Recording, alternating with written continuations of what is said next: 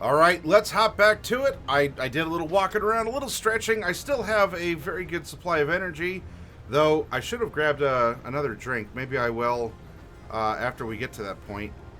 But, uh-oh. Aaron, thank you.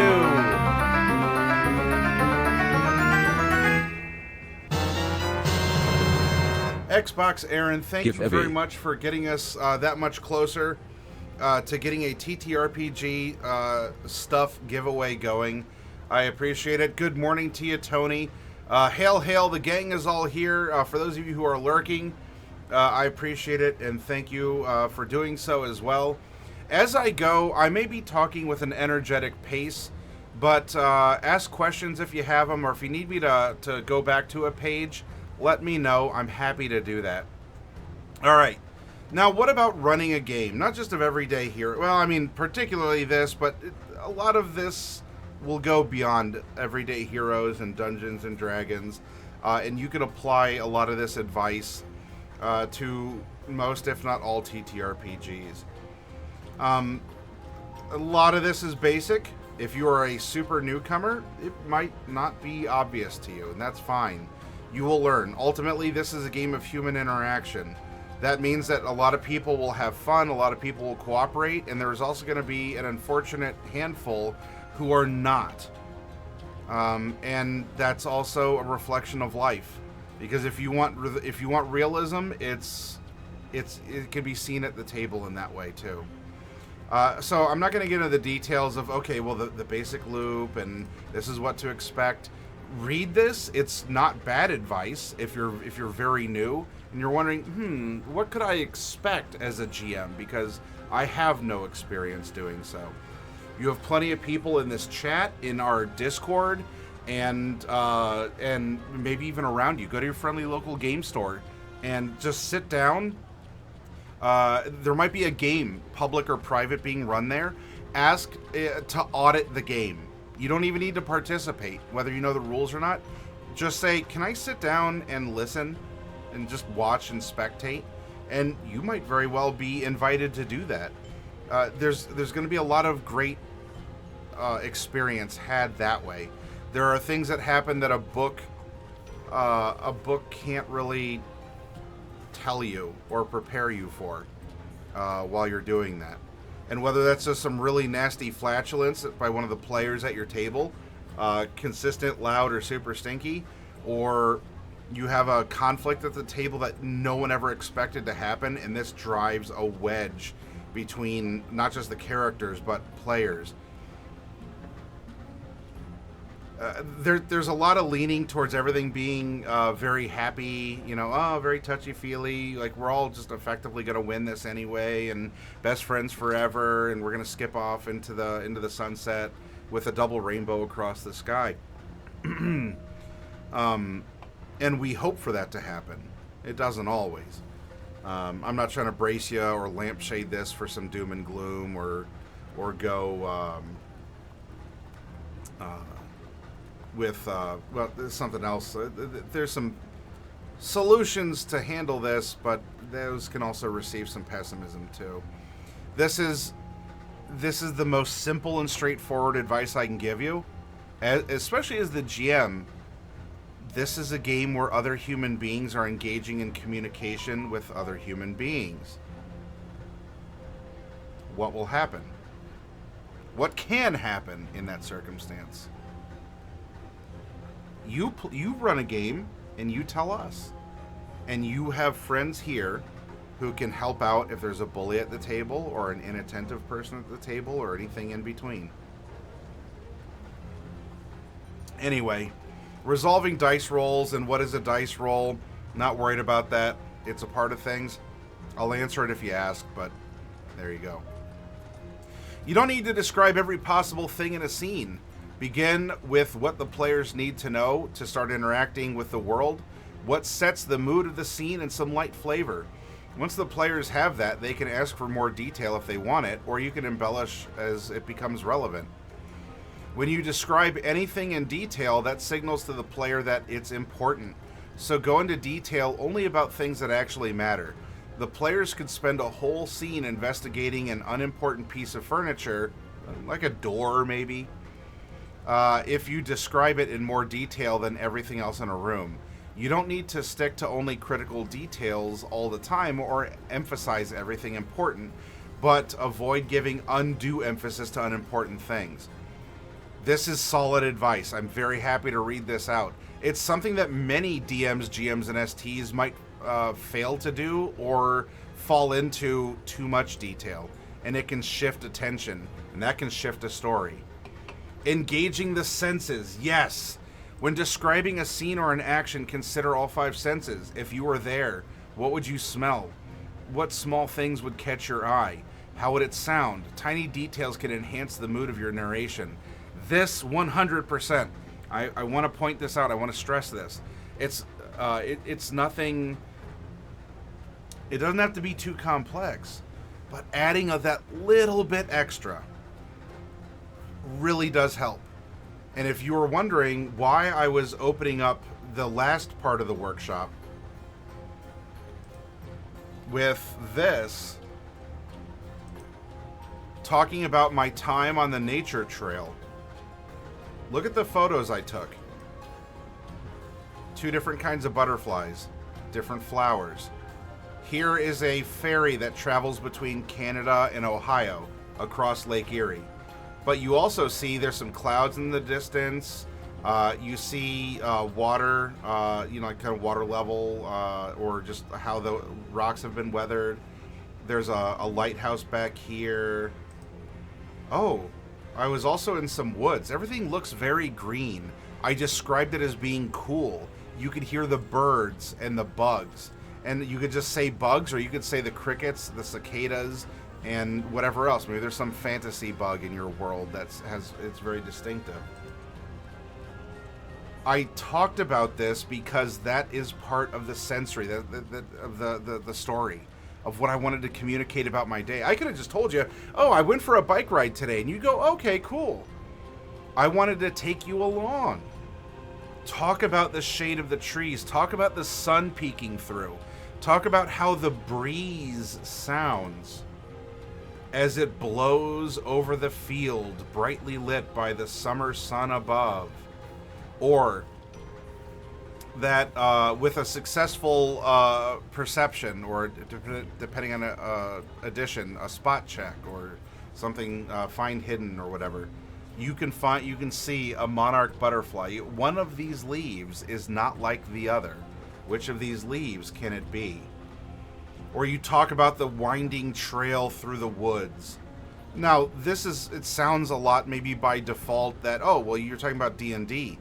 Why isn't this modern everyday heroes? I was here today. This is the year 2024. We don't have flying cars yet, at least not that I know of. But we do have modern technology, and I have a 50 megapixel phone and all this other stuff. And here I am describing a dirt trail and grass as it winds. It is winding through the woods. Why is this only reserved for fantasy and D&D? The smell of this forest had a smell. It had a feel, the humidity, the cool nature to it. Here, I want you all to listen.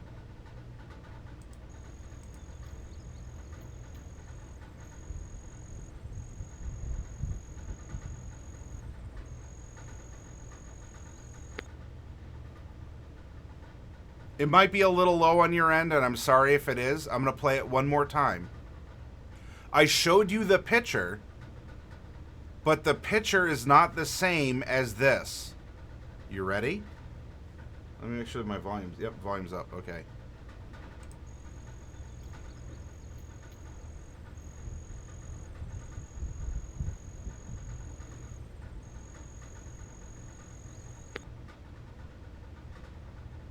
What did you hear? You should have heard at least 3 different things.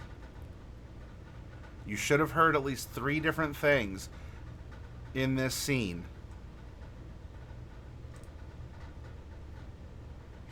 Tony says, back a while ago, I was GMing Mutant Chronicles 3rd Edition where the party ran into a cyber monster made of everything electronic it could add to itself, ending up bigger than 2 to 3 school buses. I thank you for localizing that to our American units of measure. The party was so scared of the thing after my description, how it looked and acted, that they kept on shooting at it with everything they had for 8 consecutive combat rounds after it was killed, never bothering to check if it was still alive or not. I feel kind of proud of that moment. Absolutely, Tony. Seeing the world through the lens of a writer, says Mana Buns.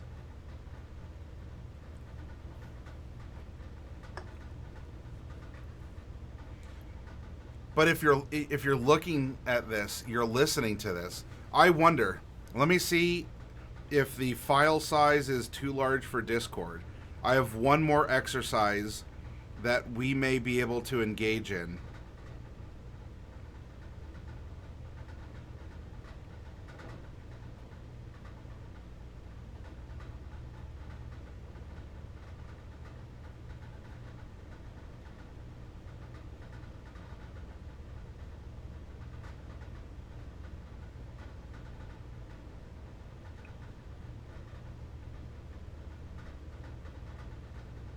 Loading, loading, loading. Hey, it worked. All right, let's try this. I'll turn off my mic in case you're hearing the air conditioning rattle and stuff in the background.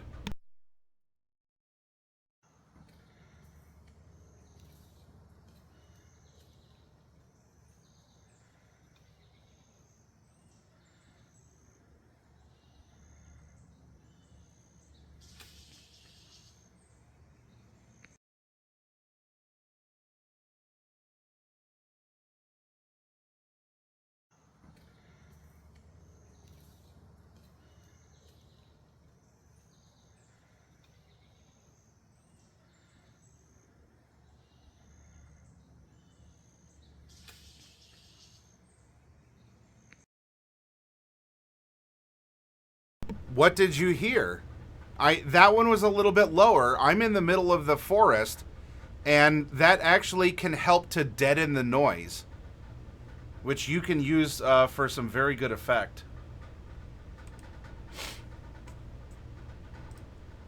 What did you hear? This is why I very much engage in the senses. Just don't say the bad guy stands in front of you with a sword. Put at least a little bit of something extra in there to lighten it up, to make it even more intriguing. Wind, birds, and the crack of the sticks. There you go, Mana Buns. Mana Buns, let's see if I am consistent in my storytelling. Would you please type !random forest for me in chat? !random forest, no space. All one word.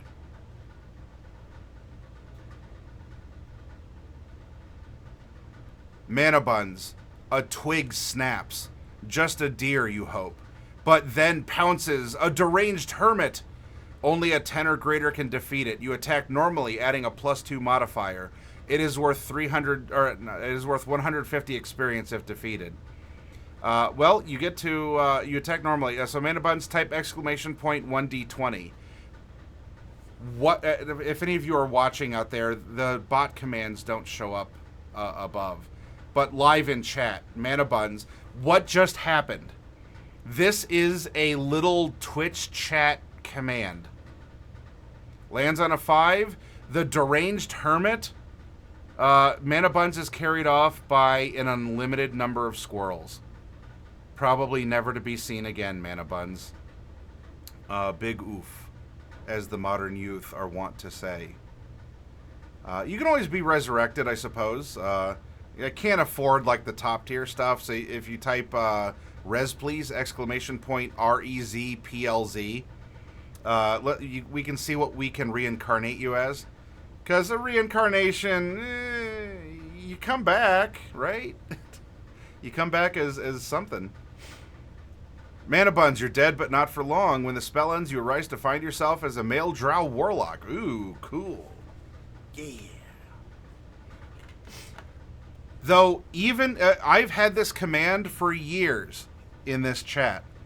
What's the first thing that happens in the forest? A twig snaps. Is that necessary for there to be a deranged hermit? No, I could just say that a deranged hermit appears.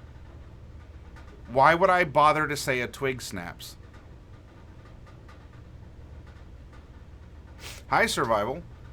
So, I engage in the senses. You don't need to make it a sensory overload and describe every sense, but this is solid. Hit points and damage, we covered this when we were talking about the system overall. Solid advice is that your luck running out until the one finally gets you or whatever. Revealing DCs, passive ability checks. This is solid advice, things that we've touched on as well. Here we go, saying yes and. We also touched on this. In improv, there's a rule called yes, comma, and. This rule means that whenever another actor introduces an idea, you never say no. Instead, you take what they added and expand on it. Run with their idea and introduce your own by saying yes and. Role-playing games at their core are a form of improv, with rules to govern chance and consequence. Everyone at the table contributes ideas and actions to tell a story together, and that goes more smoothly if you're not shooting one another's ideas down. So it gets into how to arbitrate it. If you've not done it before, or if you have a more passive personality, maybe you need to read this to be bolstered, or you need to sit down and just audit a game. Audit people playing at a table or something in order to get that feel or that instinct. There's a lot of passivity, and that's not said as an insult. I'm not calling anyone in particular out. There's many tabletop role players who just have social, mental, or emotional issues. And often that's why we find ourselves in similar social circles, or we're not the Friday Night Light quarterbacks. We don't go to the tanning salon to get tan. We go to the FLGS to get pale. But we still spend several hours a week doing that same activity. So there's a personality type or types that want to go and have more of a sense of escapism. There are many people, and this is anecdotal, but also I'm going to say I'm confident as an industry trend. There are many people who are more passive. I've also seen a lot of passive-aggressive players, and especially people who have a taste of power, quote-unquote, as a DM GMST, and get like passive-aggressive and this sense of manipulation and superiority, which sucks because our people are often the subject of being bullied, but then, again, you get people who might have various issues, mental, physical, or emotional health issues, and they turn into unhinged sociopathic manipulators.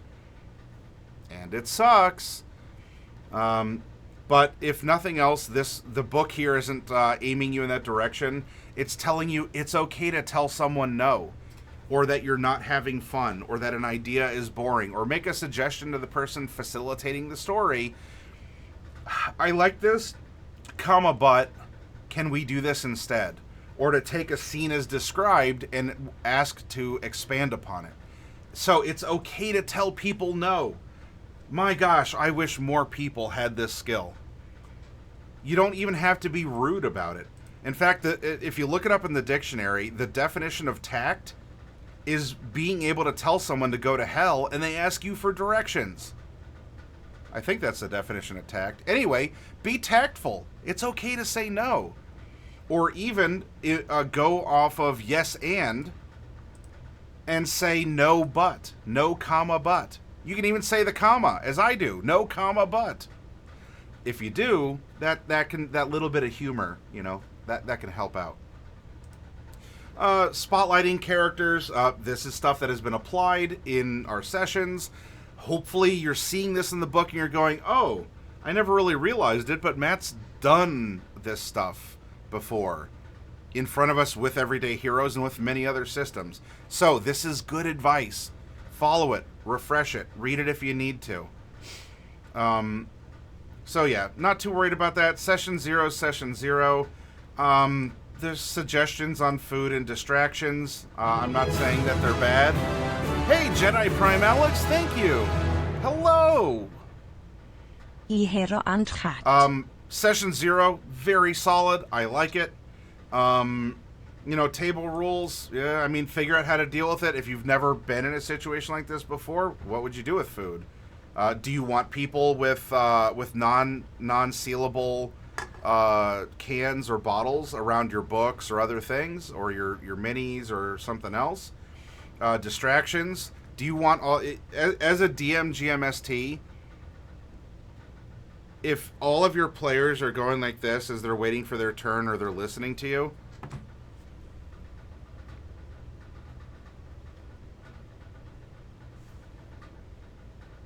are they?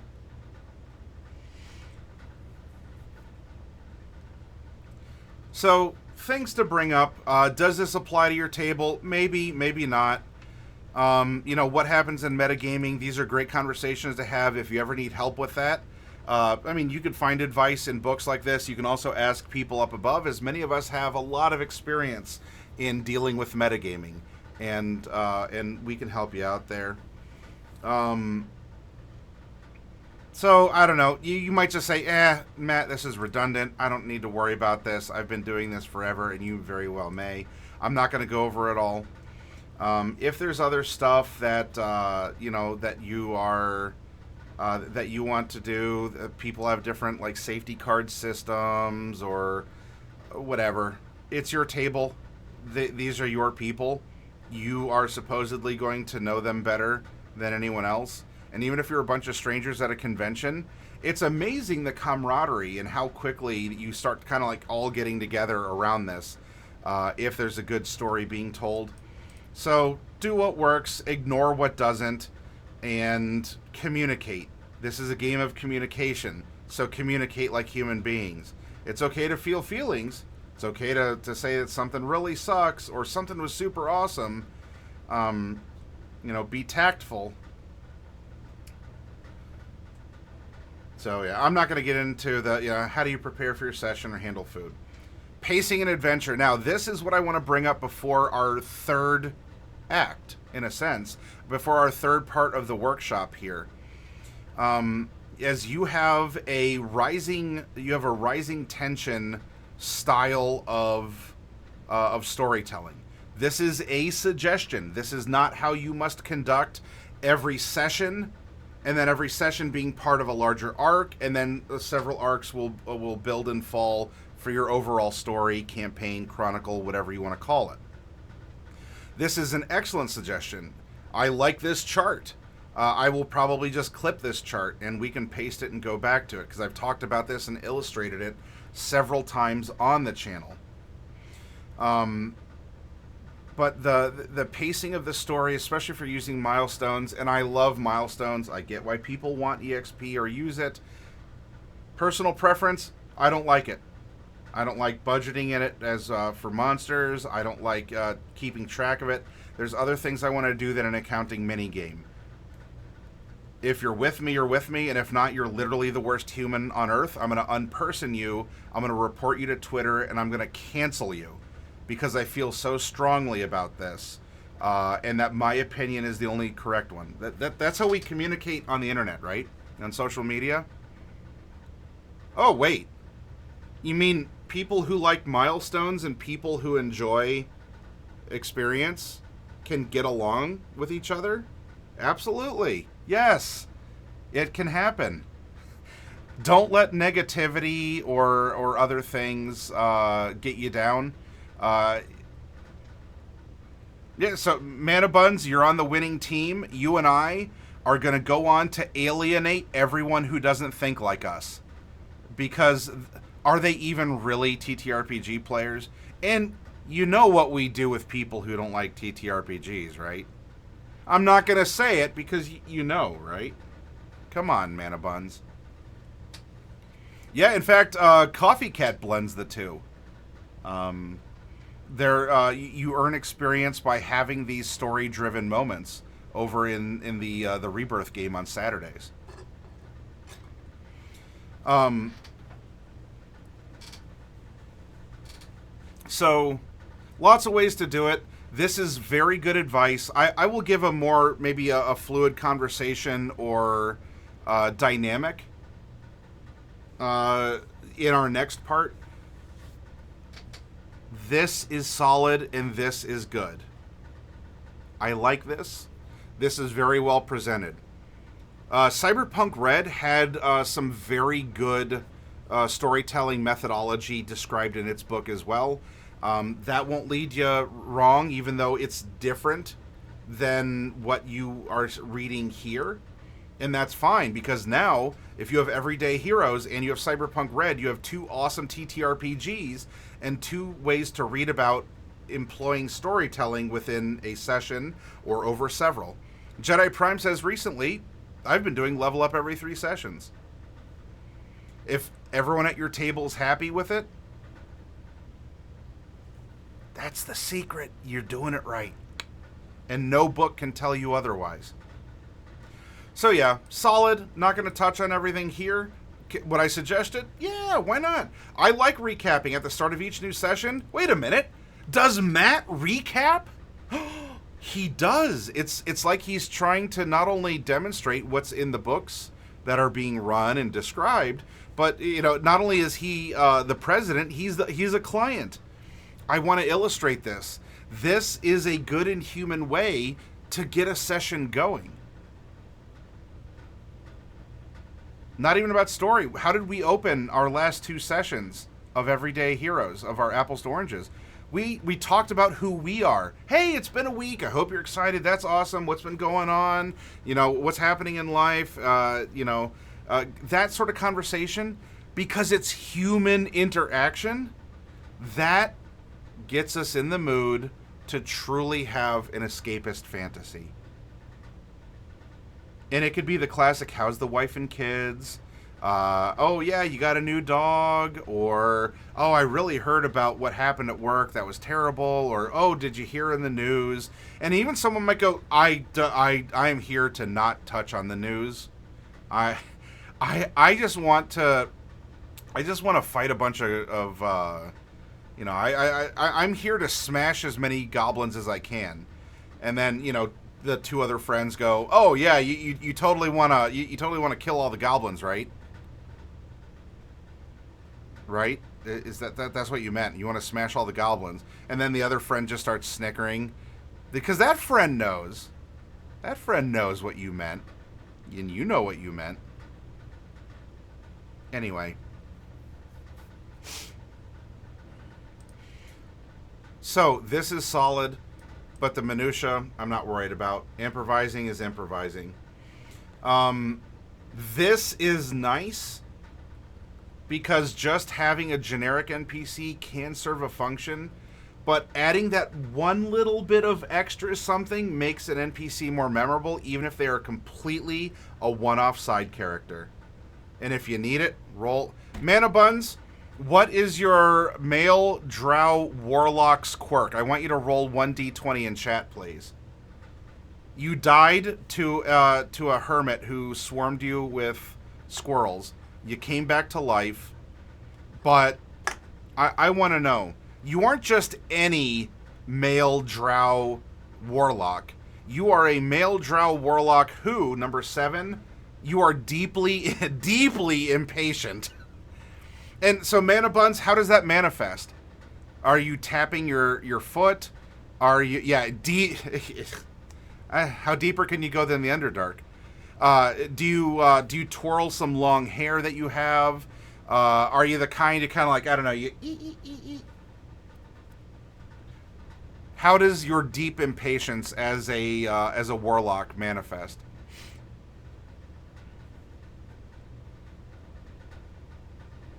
Oh yeah, and you have a scribe. That's what Man Buns was talking about, Jedi Prime. Scribes are good for that. Yep. Physical stimming, vocally huffing, pacing back and forth, always checking a timepiece. Look at that. World building, storytelling. I didn't even know that watches existed in this world until Mana Buns told me. And look at us now. One little quirk with Oh, that was a throwaway interaction. You were just talking about a twig snapping in the woods to try and, I don't know, teach something and encourage a positive storytelling behavior. Oh, wait, it happened again? Perhaps whispering to my patron about our little inside jokes. I really liked... it was 2 D&D, but this could apply maybe to a class or something in Everyday Heroes Mana Buns, where you have a warlock or an equivalent whose patron is chat. And so the warlock is always talking with chat and is drawing power and resources and knowledge from chat.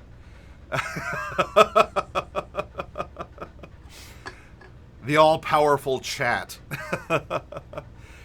But yeah, that worked, and all we did was add one little quirk. I wrote one 3-word sentence: a twig snaps. Period.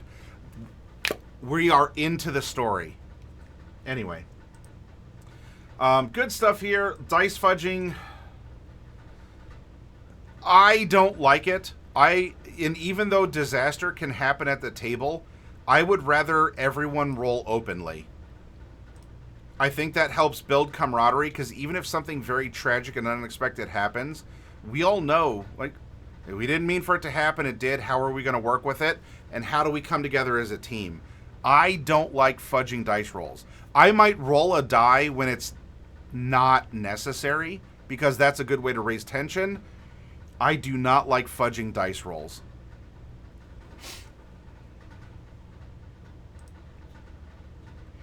Anyway, good stuff here. Went to milestone, as we were talking about milestone leveling. So this is good advice.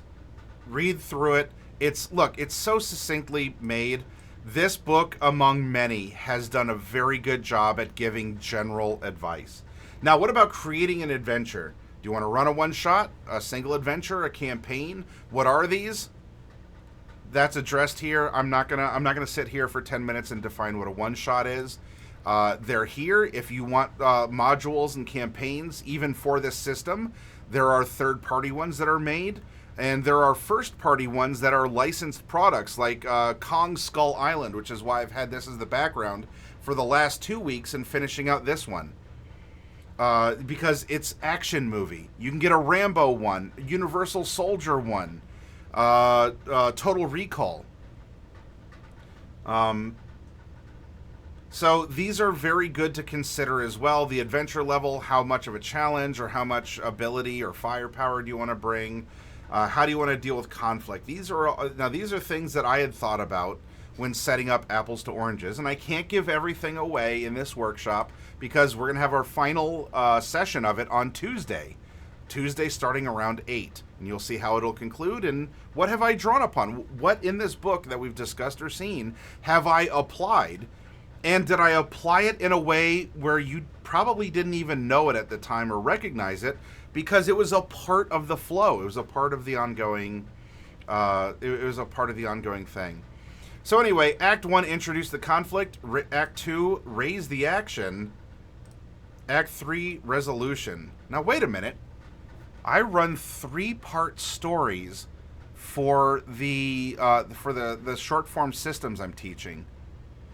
If you were to go back and watch, if you hadn't already seen them, I wonder what happens in each of the 3 parts. Introduce the conflict. Raise the action. And so what's going to happen this coming Tuesday? Are we going to find resolution to everything? We very well may.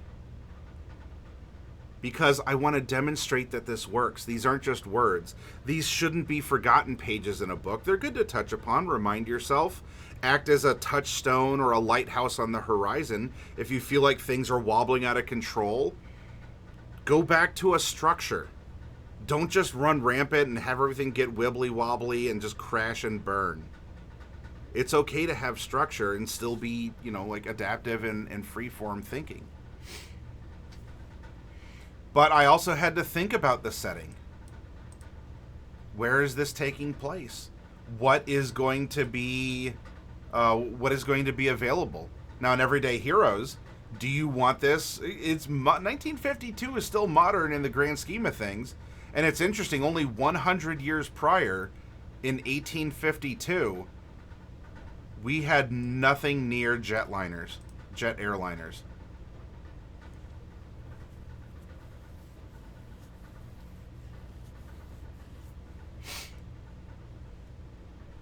This is also good for things like vampire and other things too. So, fun little timeline considerations, and even in a D&D game. Someone in our Discord was talking about Iron Kingdoms. Iron Kingdoms is a low, or I think it's a no magic D&D setting.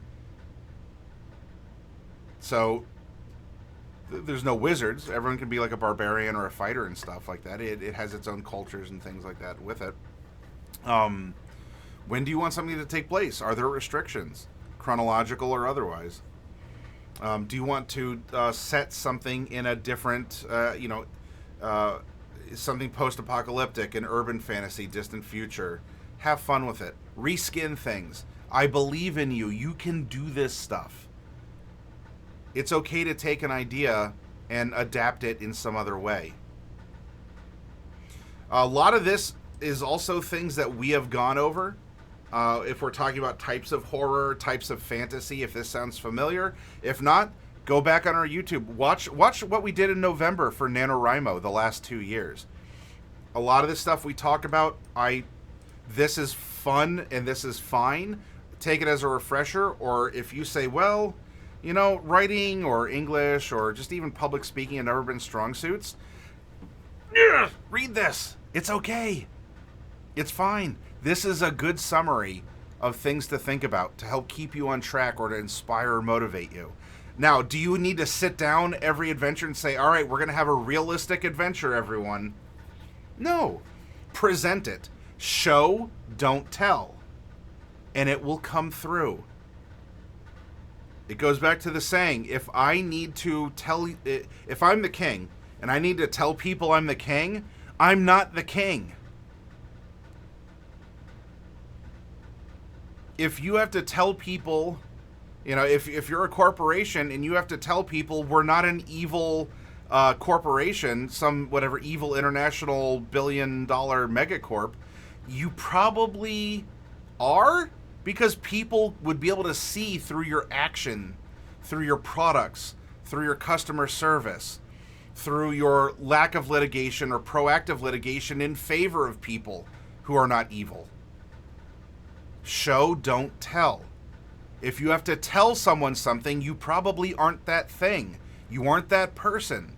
You don't think you have the power or influence that you do, because you would carry yourself in that way. And even if they might not know that you're king, a stranger would say, that person carried himself with a respectful sense of dignity, or of intelligent composure, or of a deep empathy.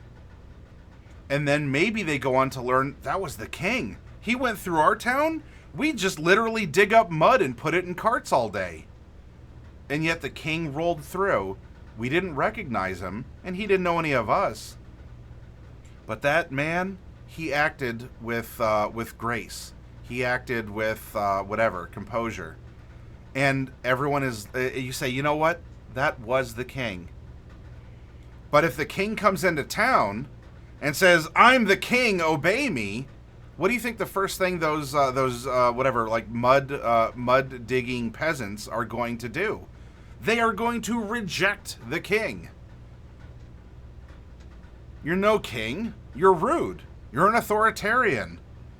You are not acting kingly. So too with your story.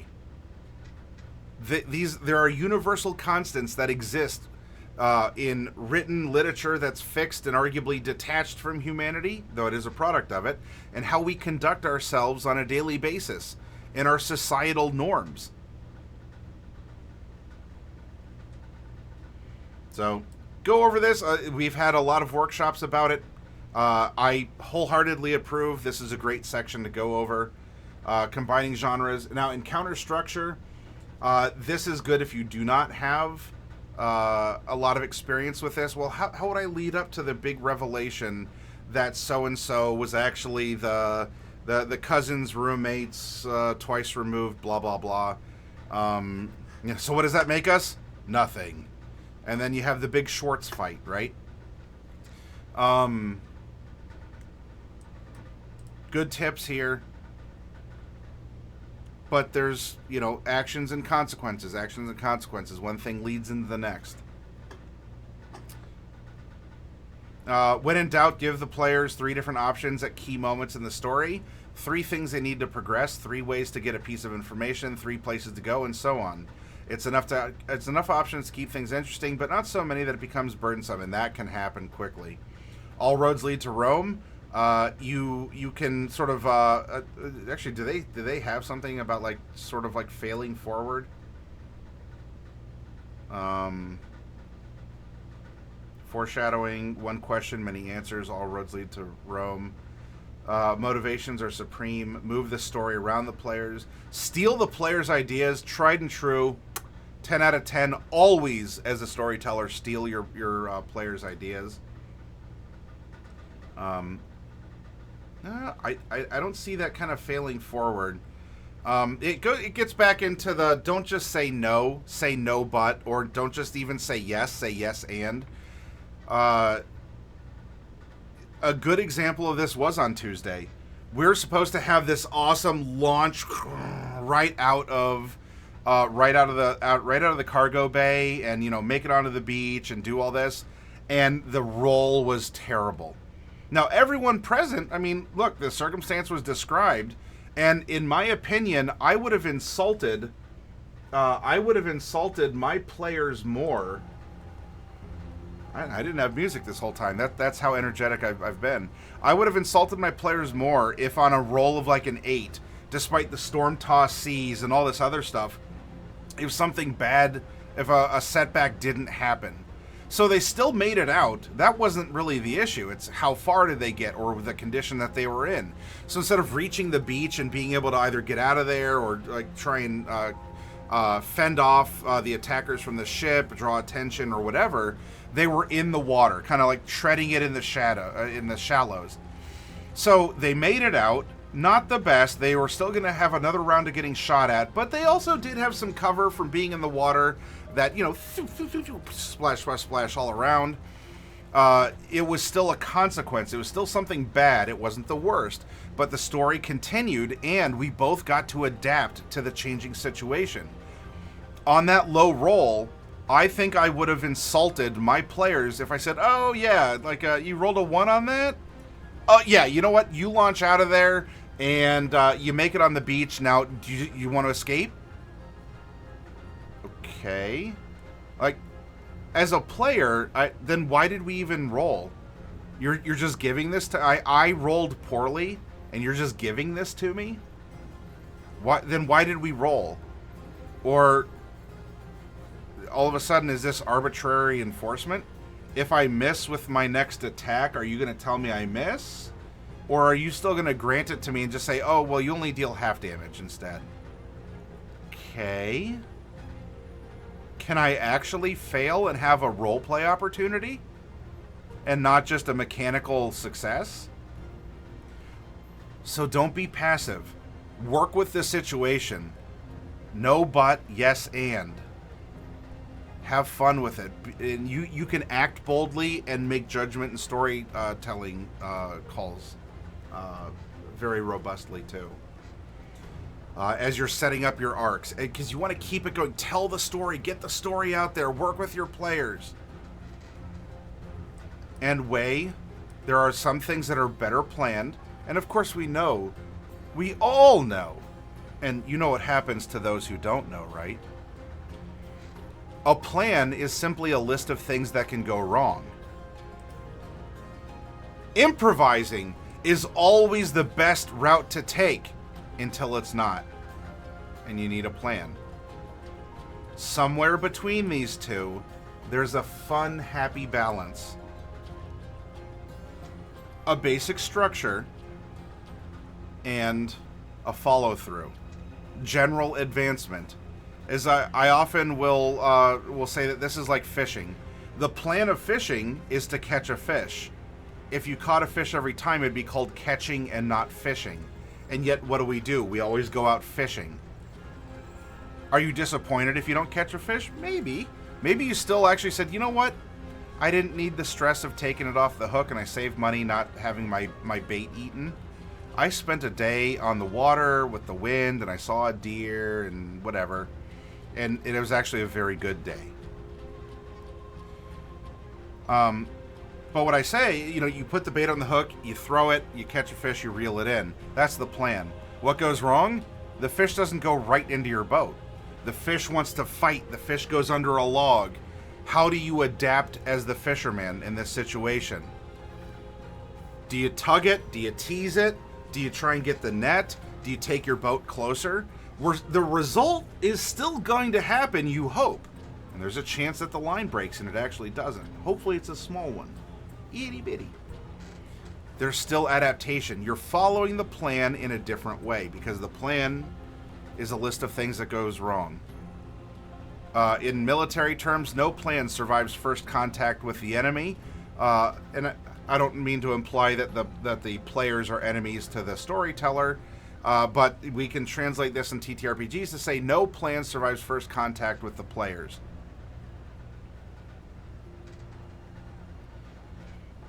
Tony says, I totally failed this past May when I was GMing a convention. My plan for a scenario came so undone, I couldn't find a good way back to the story.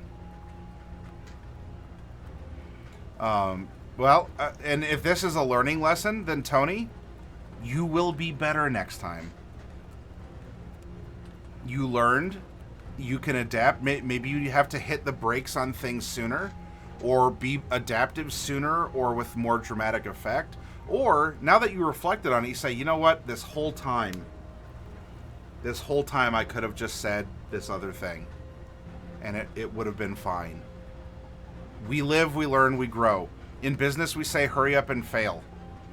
Because the sooner you make mistakes and you learn from them, you'll be in a much better position sooner.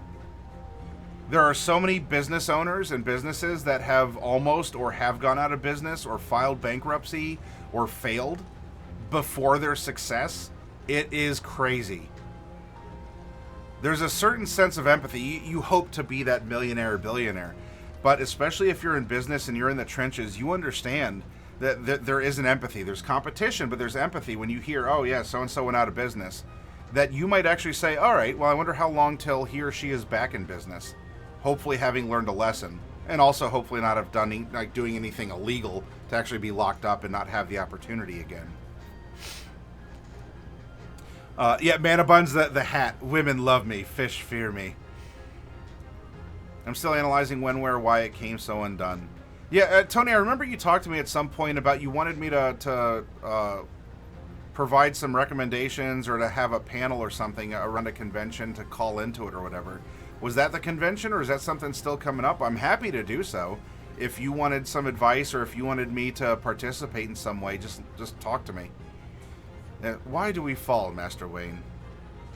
Olympic skiers, whoever wins a gold medal in Olympic snow skiing, that person has fallen in the snow so many times. That person has biffed, has eaten snow, might have even broken a bone, or has said or done something embarrassing out on the slopes, or made a rookie mistake even though they aren't a rookie anymore, whatever. And yet there they are, winning the gold medal at the Winter Olympics. Anyway, that is all for this part. I'm going to get up and do another stretch, and when we come back, let's look at our party. We'll review the party that we made, and why don't we try putting a concept of a story together? We can do it in 3 acts, or there's another method that we can use that should be pretty easy. Let's take what we've discussed, take what we've read, and apply it within what we've created in our workshop. So it's not just, oh, well, a professional wrote it, so of course it'll work. I don't know, will it? Let's have fun and find out. I'll be back 5 to 10. Hold on tight, and we will continue.